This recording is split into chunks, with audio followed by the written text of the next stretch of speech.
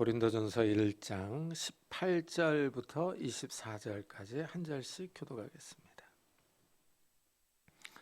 십자가의 도가 멸망하는 자들에게는 미련한 것이요 구원을 받는 우리에게는 하나님의 능력이라.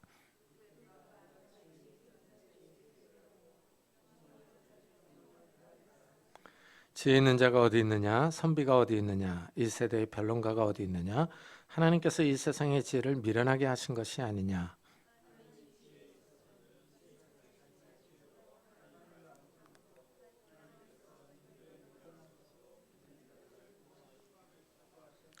유대인은 표적을 구하고 헬라인은 지혜를 찾으나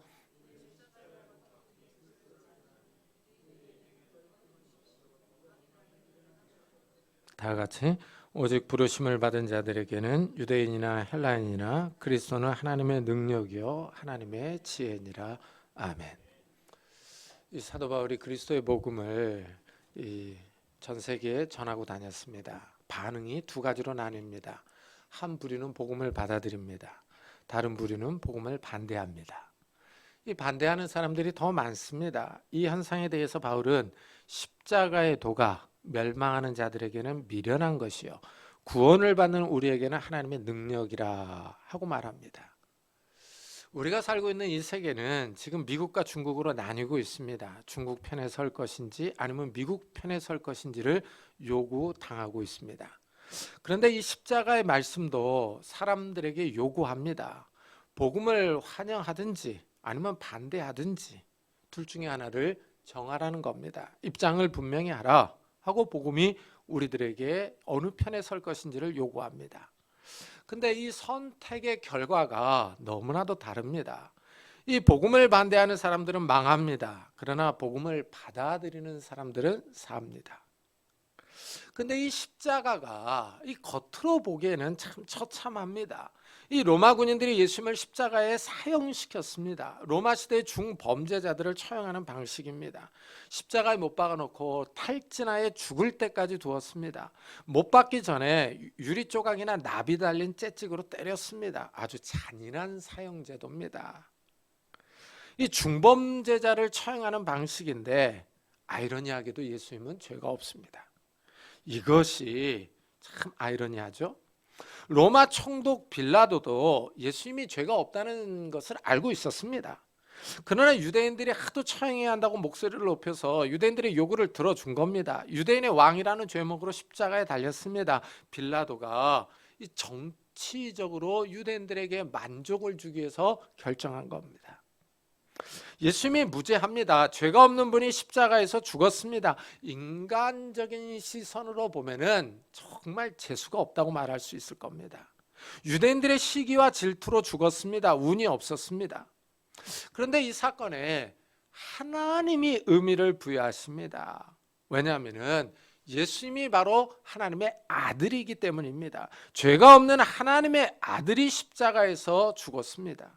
하나님이 인류가 멸망으로 나아가는 것을 안타깝게 여기셨습니다. 인간이 죄로 인하여 사망으로 가는 것을 긍휼히 여기십니다. 이래서 하나님이 인간을 구원할 길을 마련하십니다. 죄가 없는 하나님의 아들이 인간의 죄를 대신하여 죽은 겁니다. 이 죽음을 믿는 사람들을 구원하십니다. 하나님이 인간을 구원하시려는 방법입니다.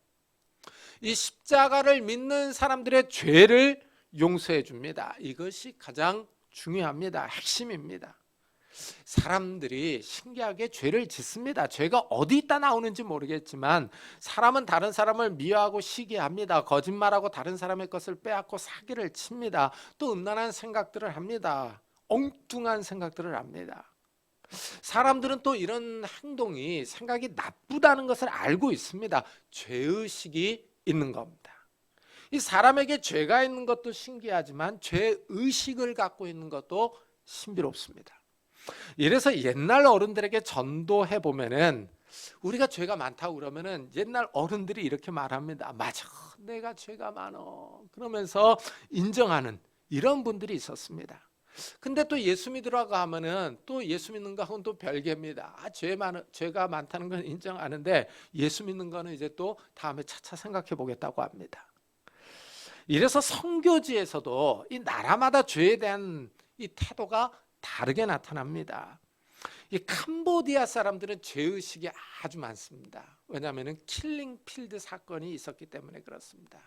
그래서 이 캄보디아 사람들에게 복음을 전해보면은 자기가 다 죄인이라는 것을 인식을 합니다. 그러면서 복음을 잘 받아들이는 경향이 있습니다. 이래서 캄보디아에 한국 선교사들이 정말 많이 나가 있습니다. 그러나 그 주변 다른 국가들에게 있는 선교사들의 말을 들어보면은 캄보디아 사람들만큼 그렇게 죄의식이 강하지 않다라고 얘기들을 합니다. 참 이것을 보면은 이 죄의식을 갖고 있다는 것도 상당히 신기합니다. 하나님이 십자가를 통해서 인간의 죄를 용서해 주셨습니다. 이 용서가 바로 하나님의 사랑입니다. 하나님이 인간을 불쌍히 여기시는 겁니다. 만일 하나님이 인간의 죄를 그대로 두시기로 작정하셨다면 인류에게 구원의 길은 없었을 겁니다. 죄를 용서받을 길이 없습니다. 우리가 다 멸망의 길로 가야 합니다. 그러나 하나님이 예수님을 이 땅에 보내주심으로, 이 하나님이 세상을 사랑하심으로 구원의 길이 열렸습니다. 하나님이 세상을 이처럼 사랑하사 독생자를 주셨으니 이는 그를 믿는 자마다 멸망하지 않고 영생을 얻게 하려 하심이라 하고 말합니다. 참 우리가 생각할 때는 정말 이해할 수 없는 하나님의 사랑입니다. 왜냐하면 하나님께서 하나밖에 없는 독생자 예수 그리스도를 내어주셨기 때문입니다. 하나님이 이렇게 인간을 구원할 길을 마련하셨습니다. 그러나 사람들이 믿지 않습니다. 이래서 믿지 않는 사람들은 멸망의 길로 갑니다. 이들의 눈에 십자가는 미련하게 보입니다. 그러나 믿는 사람들에게는 구원을 줍니다. 이것이 하나님의 능력입니다. 근데 또 신기하게 사람들이 십자가의 말씀을 듣고도 이해하지 못합니다. 하나님이 예비하신 구원의 길을 깨닫지 못합니다. 이래서 바울이 하나님의 지혜에 있어서는 이 세상이 자기 지혜로 하나님을 알지 못하므로 하나님께서 전도에 미련한 것으로 믿는 자들을 구원하시기를 기뻐하셨도다 하고 말합니다. 이 십자가의 말씀이요, 이 하나님이 인류의 구원을 위해 준비하신 하나님의 지혜입니다. 근데 사람들이 이 하나님의 지혜를 이해하지를 못합니다. 십자가의 복음을 들어도 잘 깨닫지를 못합니다. 영적 지혜가 없어서 그렇습니다. 하나님의 지혜에 있어서는 이 세상이 자기 지혜로 하나님을 알지 못한다 하고 말합니다. 이 점에 주목해야 합니다.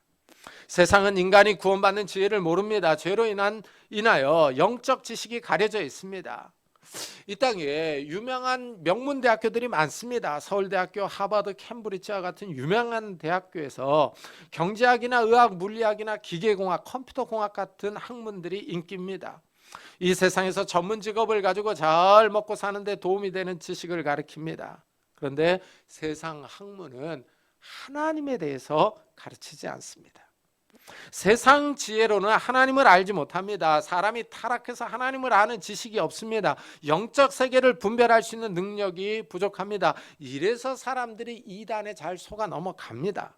공부도 많이 하고 대학도 나온 사람이 이단에 빠져서 재산을 다 갖다 바치고 가정이 깨지기도 합니다.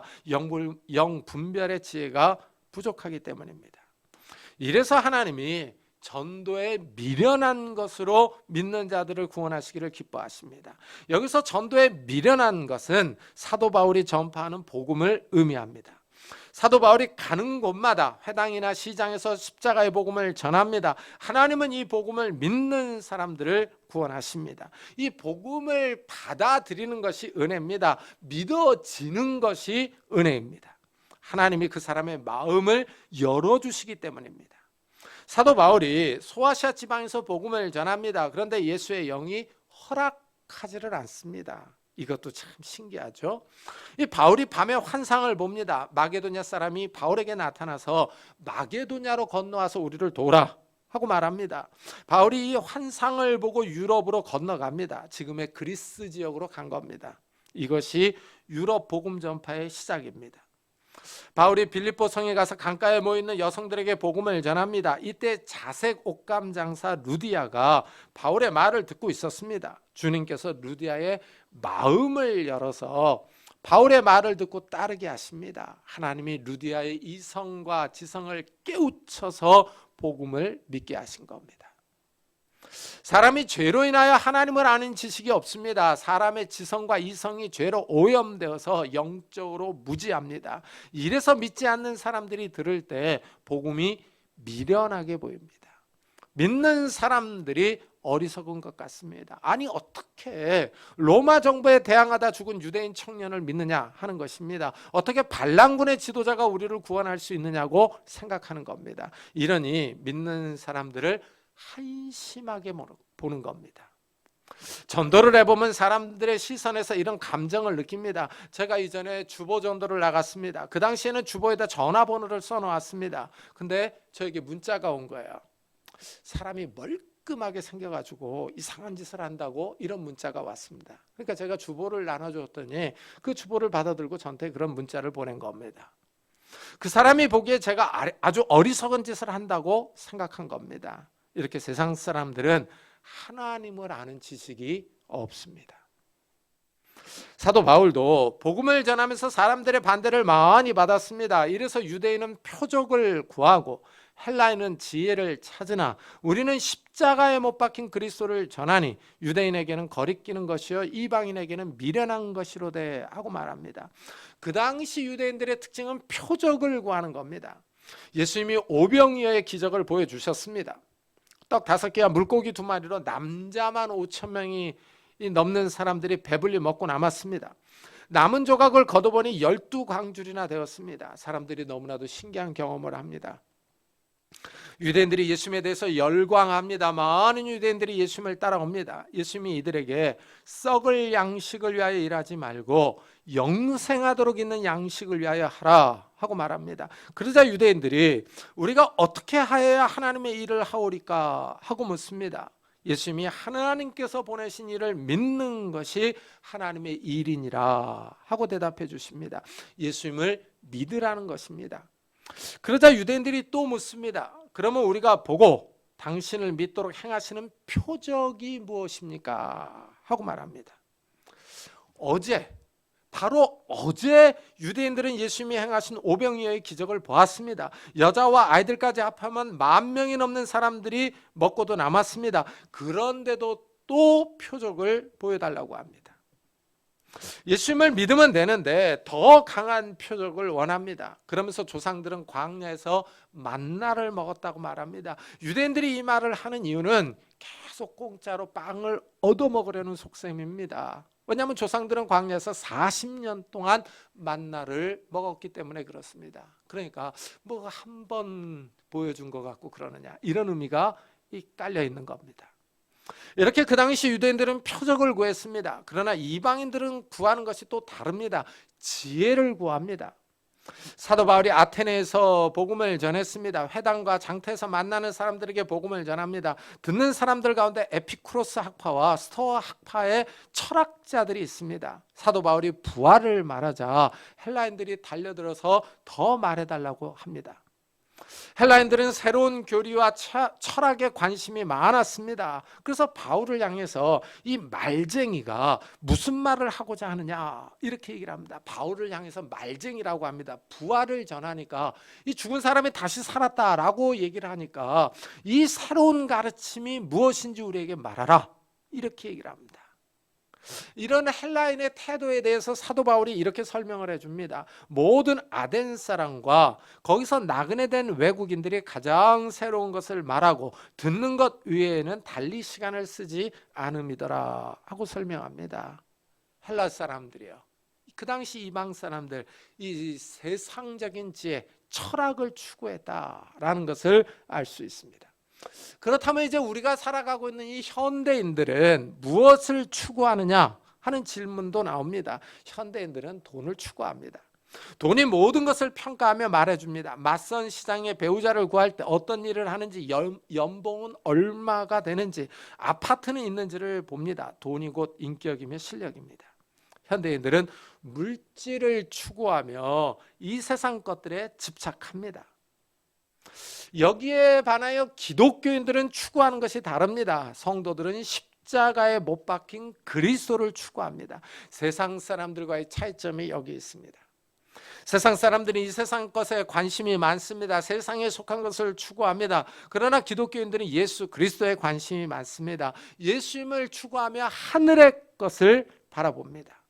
성도들은 십자가를 사랑합니다. 십자가에서 하나님의 사랑을 발견합니다. 하나님이 나를 사랑하셔서 자기 목숨을 주셨다는 것을 깨닫습니다. 그러나 유대인들은 이것을 이해하지 못합니다.